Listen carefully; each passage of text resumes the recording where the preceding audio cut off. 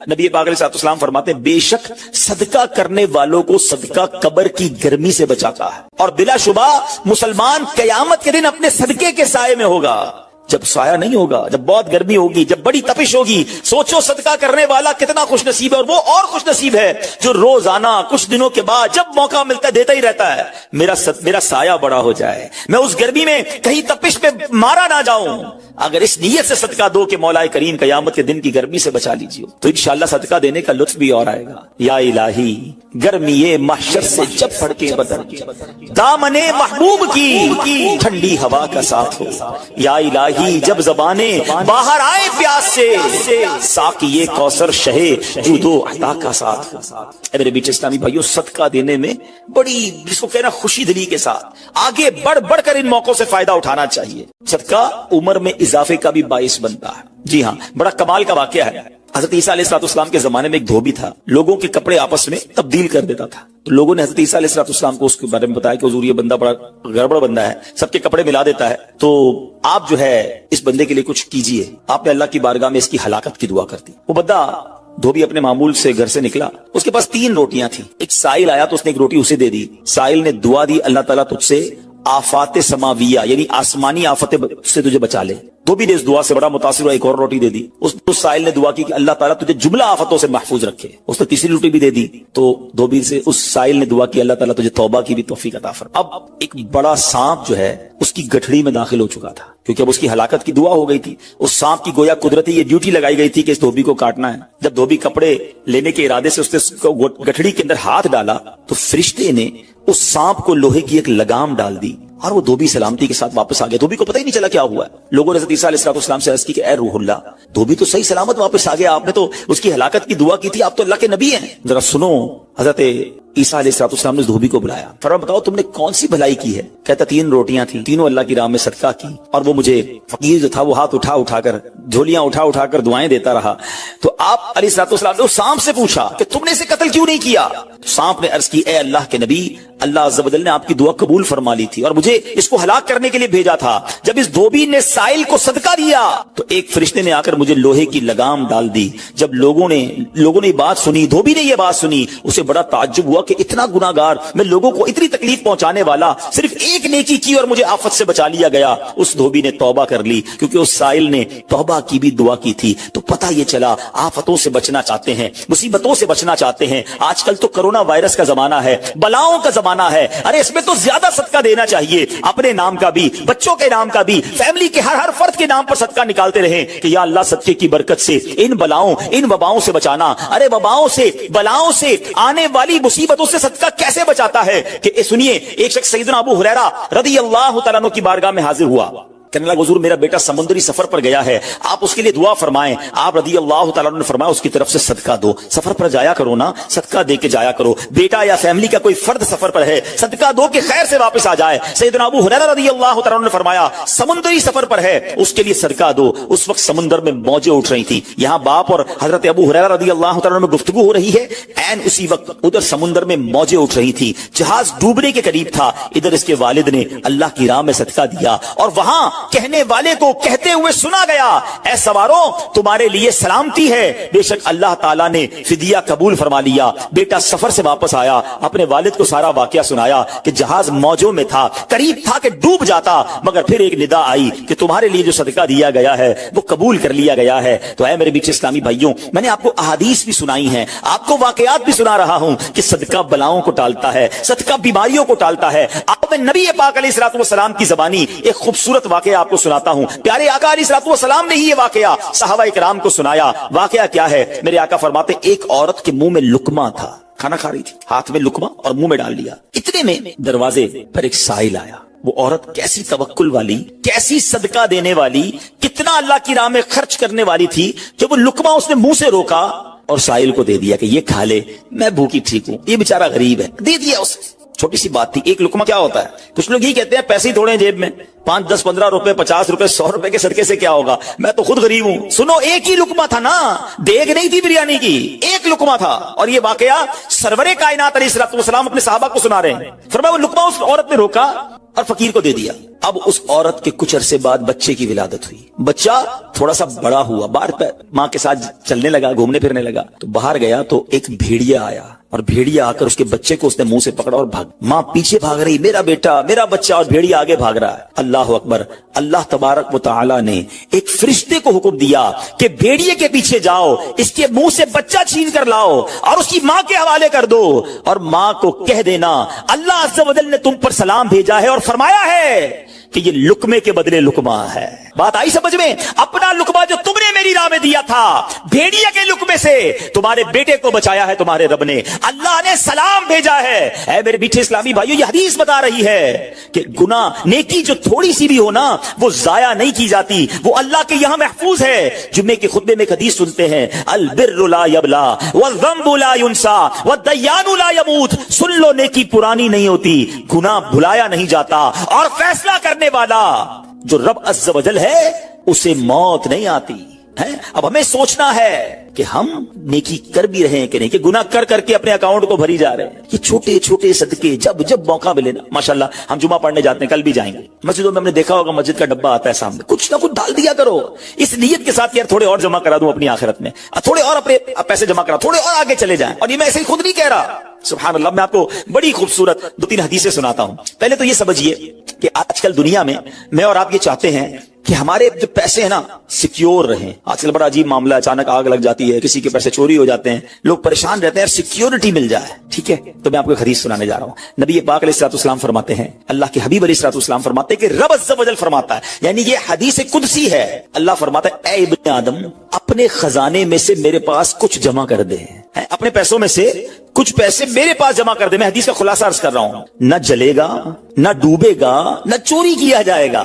سنو کیسی سیکیورٹی ہے. انشورنس آج کل لوگ کراتے ہیں جس میں بعض اوقات حرام انشورنس ہوتی ہے. میں آپ کو سبحان اللہ ایک ایسی گارنٹیڈ مدنی انشورنس بتا رہا ہوں کہ رب فرما رہا ہے, اللہ فرما رہا ہے, اپنا مال میرے پاس جمع کرا دے, نہ جلے گا, نہ ڈوبے گا, نہ چوری ہوگا. اور اللہ فرماتا ہے میں اس وقت تجھے پورا بدلہ دوں گا جب تو اس کا زیادہ ضرورت مند ہوگا.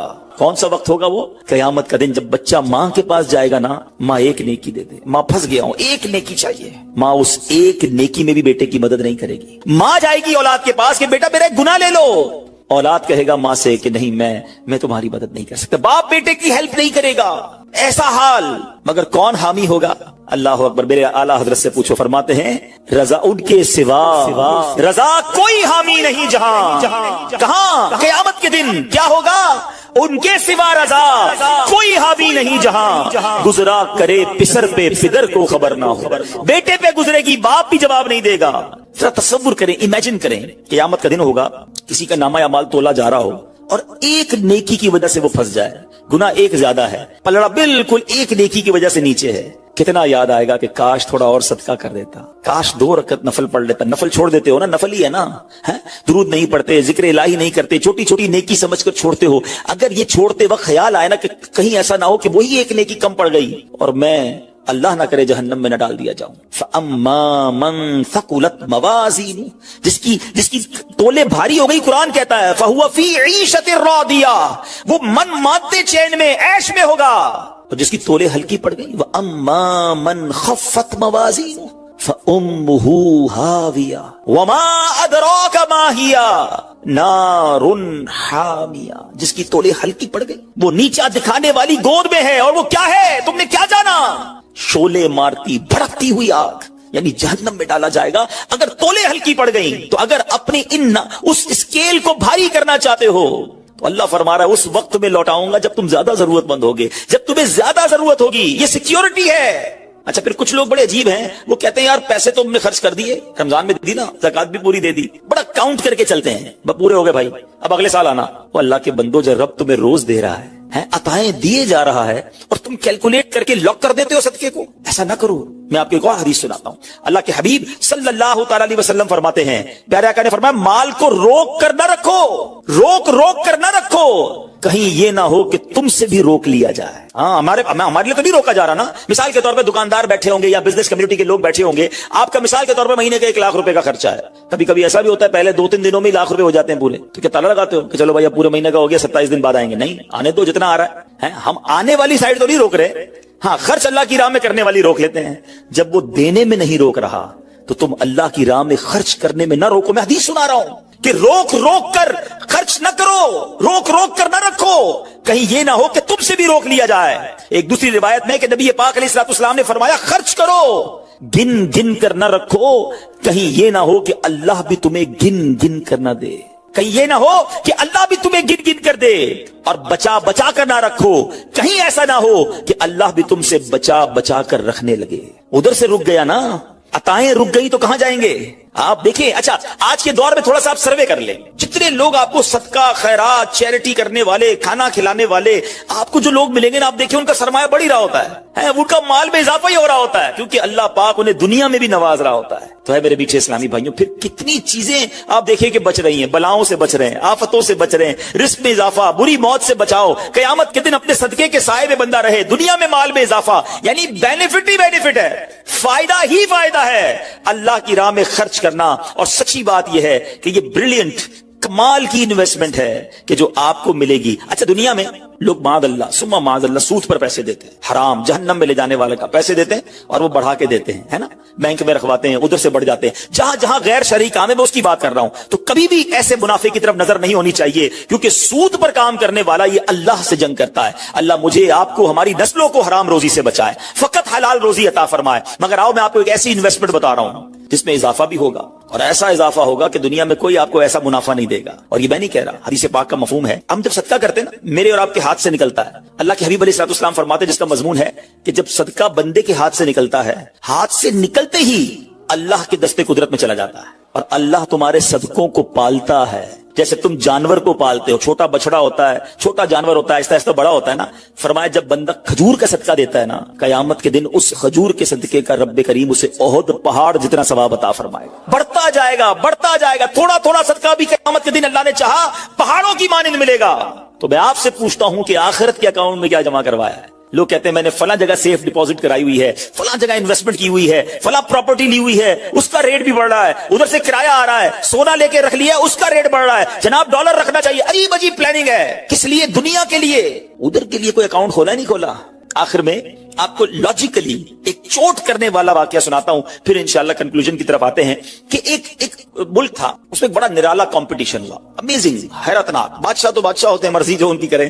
بادشاہ نے اعلان کر دیا جناب پورے ملک میں چیک کرو سب سے بڑا بے وقوف کون ہے, اس کو تحفہ دینا. عقل مندوں کے مقابلے تو سنے تھے, بے وقوف کا مقابلہ. چلے جناب شروع ہو گئے مقابلے. عجیب عجیب بے وقوف آتے تھے, اپنے کرتب دکھاتے, اپنی باتیں دکھاتے. وزیر تھے جو ٹیسٹ کرتے کرتے کرتے آخرکار ایک بندہ ایسا تھا جس سے بڑا بے وقوف پورے ملک میں نہیں تھا. بادشاہ کے سامنے کھڑا کر دیا. بادشاہ سلامت بڑے تجربے کیے, بڑے ٹیسٹ کیے, he is the biggest fool of our country, یہ ہمارے ملک کا سب سے بڑا جو ہے نا بے وقوف. بادشاہ نے کہا چیک کر لیا, چیک کر لیا. بادشاہ نے اپنی مالا اتاری سونے جواہرات کی, اس بے وقوف کو پہنا دی. بے وقوف بڑا خوش گھر آیا. تھوڑے دن ہوئے تو بے وقوف کو پتا چلا کہ بادشاہ سلامت بڑے بیمار ہیں, بڑے زیادہ بیمار ہو گئے ہیں. اچھا میں بھی جاؤں گا دیکھنے. تھا تو بے وقوف نا, سمجھ تو پڑتی نہیں تھی. چلا گیا بادشاہ کے پاس, کہا بادشاہ سلامت کیا حال ہے آپ کے, سنائیے. سنا بڑے بیمار ہو گئے ہیں. بادشاہ بہت زیادہ بیمار تھا, آخری لمحات تھے, کہتا ہے بس اب تو اس جہان کو چھوڑ کر جا رہا ہوں. اچھا بے وقوف کہتا ہے بادشاہ کو, اچھا کہیں اور جا رہے ہیں, کہاں جا رہے ہیں؟ اس کو یہ بھی نہیں پتا تھا کہ مرنا بھی ہوتا ہے, بے وقوف جو تھا. تو بادشاہ کہتا ہے میں اس دنیا کو چھوڑ کے دوسری دنیا میں جا رہا ہوں. تو بادشاہ سلامت یہ بتائیے کہ ادھر میں دیکھتا ہوں آپ کا بہت بڑا محل ہے, بیوٹیفل بیڈ رومز ہیں,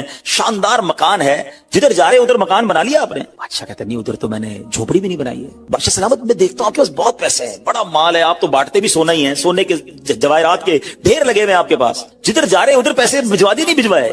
بادشاہ کہتا ہے میں نے تو وہاں بوٹی کوڑی بھی نہیں بھجوائی ہے. بادشاہ صاحب میں دیکھ رہا ہوں آپ کے آس پاس بڑے خادم خادمائیں, کنیز غلام ہیں, ہر طرف آپ کی خدمت گار ہیں, جدھر جا رہے ہیں ادھر کچھ غلام کنیز خادمہ بھجوائے نہیں بھجوائے؟ بادشاہ کہتا ہے ادھر تو کوئی خادم نہیں ہوگا. اس بے وقوف نے بڑی کمال کا کام کیا, اس نے وہ مالا اتاری اور بادشاہ کے گلے میں پہنا دی. کہا حضور پھر مجھ سے بڑے بے وقوف تو آپ ہوئے نا, آپ کو پتا ہے آپ کہیں اور جا رہے ہیں, آپ کو پتا ہے اس دنیا سے آپ کسی اور دنیا میں جا رہے ہیں, نہ گھر بنایا, نہ پیسے بھجوائے, نہ خادم بھجوائے, کرو گے کیا ادھر؟ بس تو یہ حکایت ہے, مگر سچ بتاؤ یہ کتنی بڑی چوٹ ہے. شاید جتنے لوگ مجھے یہاں سن رہے ہیں سب گھر میں ہی رہتے ہیں, جھوپڑی میں یا روڈ پہ کوئی نہیں سوتا ہوگا. دنیا میں جو مجھے سن رہے ہیں بہت سو کے پاس مکانات ہیں, مگر کیا جنت میں گھر بن گیا؟ ادھر سے تو جانا ہی ہے نا, تھوڑے دن رہ گئے. جی ہاں تھوڑے ہی دن رہ گئے. ہمیں نہیں پتا کہ آج کا دن اور آج کی رات بھی زندہ رہیں گے کہ نہیں, لیکن جیسے ہی آنکھیں بند ہوئی, جیسی سانسیں ختم ہوئی, ادھر کیا ہے میرے پاس؟ ادھر تو گھر میرا نہیں, پرایا ترکا. کیا کہتے جیسے ہی میری اور آپ کی آنکھیں بند ہوں گی نا، حساب کتاب شروع ہو جائے گا. یہ بیٹے کو کتنا ملے گا، بیٹی کو کتنا ملے گا، بیوی کو کتنا، جناب رشتہ دار سارے حساب کتاب لے کے بیٹھ جائیں گے. میرا کچھ بھی نہیں بچنا. بلکہ کتابوں میں لکھا کہ جب انسان مرتا ہے نا، قبر میں جاتا ہے، تو گھر والے کہتے ہیں میت نے پیچھے کیا چھوڑا، فرشتے کہتے ہیں میت نے آگے کیا بھیجا ہے. بتاؤ نا کیا بھیجا ہے ادھر گھر ریڈی ہے کہ نہیں، ادھر کچھ پیسے، ادھر کوئی ڈپازٹ، جو اللہ فرما رہا ہے اپنا خزانہ میرے پاس جمع کروا، میں تجھے لوٹاؤں گا، میں نے جمع کروایا کہ نہیں. یہ سوچنے والی بات ہے. یہ سب ادھر رہ جائے گا، کتنا کھا لوں گا میں، کتنا پہن لوں گا، جو بڑا ہوا وہ ادھر ہی رہ جانا ہے. ادھر بھیج دوں کیونکہ وہاں اکیلا ہوں گا، میرے اعمال تولے جائیں گے اور مجھے پتا ہے گناہ ہی گناہ ہے، خطائیں ہی خطائیں ہیں. مارا جاؤں گا، پکڑا جاؤں گا، اگر اللہ صدقہ قبول کر لے، کچھ نیکیاں ایسی کر جاؤں جو آخرت کے اکاؤنٹ میں جمع ہو جائے. تو اے میرے میٹھے اسلامی بھائیوں، خدا را آج یہ ذہن بنا لیجئے کہ جب بھی اللہ کی راہ میں خرچ کرنے کی باری آئے تو اس کو برڈن فیل نہ کریں، بوجھ فیل نہ کریں، سعادت فیل کریں، محسوس کریں کہ یا اللہ تیری مہربانی، پھر موقع دیا اپنے اکاؤنٹ میں جمع کرانے کا. دنیا میں ہم کسی کو کوئی پیسے دیں کہ بھئی یہ میرے 50,000 روپے ذرا رکھ لو، اور تھوڑے دنوں بعد میں اس کو کہوں یار وہ جو میرے 50,000 تھے اس میں سے 5,000 دے دو، یہ صاحب مجھے 5,000 واپس دے دیں. انہوں نے مجھ پر کوئی مہربانی کی نہیں نا، پیسے میں نے دیے، میرے ہی پیسے تھے، اور 50 میں سے میں نے 5 ہی مانگے ہیں. اچھا میں اس 5,000 پہ اس کو شاباش بھی دوں، تحفہ بھی دوں، خوش بھی ہو جاؤں، تو لوگ کہیں گے کمال ہے یار، اپنی پیسے تھوڑے سے لے کر پھر کس بات کی خوشی ہے، پھر کس بات کا انعام ہے. ٹھیک ہے نا، کوئی کمال نہیں ہے اس بندے کا جس کے پاس ہم پیسے رکھوا کے ہمارے ہی پیسے اس میں سے بھی تھوڑے لے لیں. میرے رب کی شان دیکھیں کہ مال کون دیتا ہے، اللہ دیتا ہے. اچھا اللہ اپنے مال میں سے فرماتے ہیں میری راہ میں خرچ کر لو. اچھا ہم خرچ کر بھی لے تو کمال کیا کیا، دیا اسی نے تھا. بلکہ مزے کی بات بتائیں کہ صرف مال نہیں دیتا، مال تو بہت سو کو دیا ہے، پھر اللہ خرچ کرنے کی توفیق بھی اللہ ہی دیتا ہے. دنیا میں ایسے بہت سارے لوگ ہیں جن کو اللہ نے بہت دیا ہے، توفیق نہیں دی ہے، اربوں پتی ہیں، زکوٰۃ نہیں نکلتی ہے. نفلی صدقات کی بات تو بعد میں آئے گی نا، جو فرض ہے، جو ضروری ہے دینا، وہ نہیں نکلتا کیونکہ توفیق نہیں ہے، دل نہیں چلتا.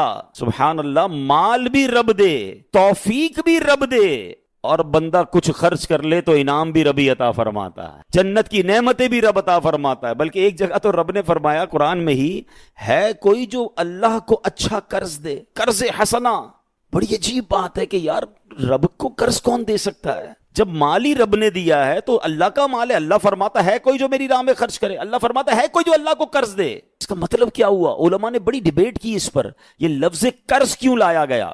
تو اس کے پیچھے علماء نے جو ریزن بیان کیا کہ دنیا میں جب آپ کسی کو تحفہ دیتے ہیں نا تو واپسی کی امید نہیں ہوتی اور رکھنی بھی نہیں چاہیے. تحفے کا مطلب تو آپ نے دے دیا نا، گفٹ ہے. کچھ لوگ تو تحفہ دے کر بھی امید رکھ رہے ہوتے ہیں، آج میں نے دیا ہے دیکھو کل کیا دے گا.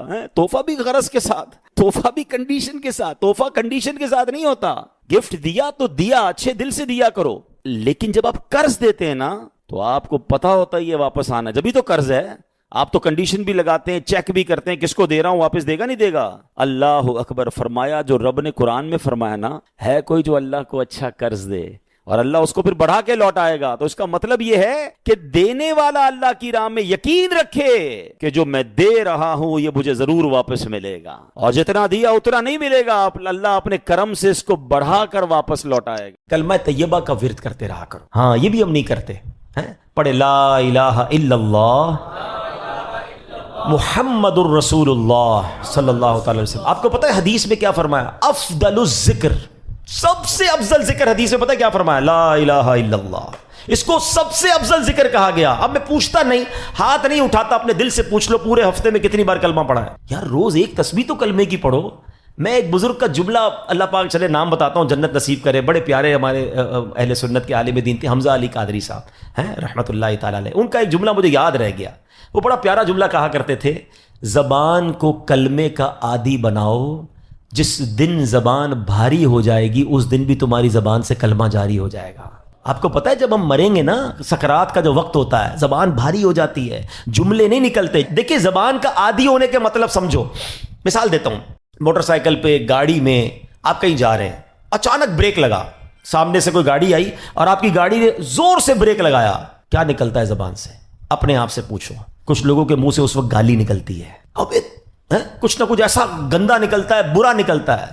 اور الحمدللہ کچھ لوگ ایسے جس کا اس وقت نکلتا ہے یا رسول اللہ، یا اللہ، لا الہ الا اللہ. کیوں؟ یہ جملہ سمجھنا میرا، جو برتن میں ہوتا ہے نا وہی چھلکتا ہے. جس کے اندر گندگی بھری ہونا ہیں گندی باتیں, بے حیائی, برے دوست میں بیٹھنا, گالی گلوچ. جب بھی اس کو جھٹکا لگے گا نا, جب بھی اس کو تکلیف پہنچے گی, چونکہ اندر گندگی بھری ہوئی ہے, تو دھکا لگنے پر وہی باہر نکل رہا ہے. جس کے صبح و شام اللہ کے ذکر میں گزرتے ہوں, درود پاک میں گزرتے ہوں, کلمہ پاک میں گزرتے ہوں, اس کو جب بھی دھکا لگے گا اس کے منہ سے انشاءاللہ درود پاک ہی نکلے گا, کلمہ پاک ہی نکلے گا. اب آپ کی مرضی ہے برتن میں کیا بھرنا ہے, کیسے دوستوں میں بیٹھنا ہے, کیسی گیدرنگ میں بیٹھنا ہے, اور بھرنا کیا ہے اپنے اندر. اپنے برتن کو اچھا بھرو, روز کلمہ پڑھتے رہا کریں. ایمان کی حفاظت کا ایک ذریعہ یہ بھی ہے کہ بندہ کلمہ پاک کا ورد کرتا رہے, تاکہ جب میری زبان بھاری ہو, سکرات کا عالم ہو, تو زبان سے کلمہ جاری ہو جائے. اللہ سے دعا کرتا ہوں مولا مرتے وقت ہمیں کلمہ نصیب کرنا, گالی دیتے ہوئے, بری بات کرتے ہوئے, حرام دیکھتے ہوئے, حرام سنتے ہوئے ہمیں موت نہ آئے. ہاں, تو جو فلمیں ڈرامے دیکھتے ہیں جن کی گاڑی میں بھی میوزک چل رہا ہوتا ہے, سوچو یار اپنے گاڑی کے ایکسیڈنٹ ہوتے ہوئے دیکھا, لوگوں کو مرتے ہوئے دیکھا, تمہیں شرم نہیں آ رہی؟ خدا نہ خواستہ اس حال میں چلے گئے تو کیا ہوگا, گانے سنتے سنتے دنیا سے جاؤ گے. لوگوں کو شرم نہیں آتی, جہاز کے اندر فلمیں دیکھ رہے ہیں. ارے جہاز تو جب پرخچے اڑ جاتے ہیں انسان کے, بندہ ادھر توبہ کرے. شراب پیتے ہیں, میں نے دیکھا ہے, کیونکہ فری ملتی ہے, تو جو کبھی نہیں پیتا وہ بھی پی رہا ہوتا جہاز میں. توبہ توبہ توبہ, تمہیں کیا ہو گیا یار؟ مطلب جدھر گناہ کا موقع ملے کر لینا ہے. ہم مسلمان ہیں, ہماری کوئی باؤنڈری ہے؟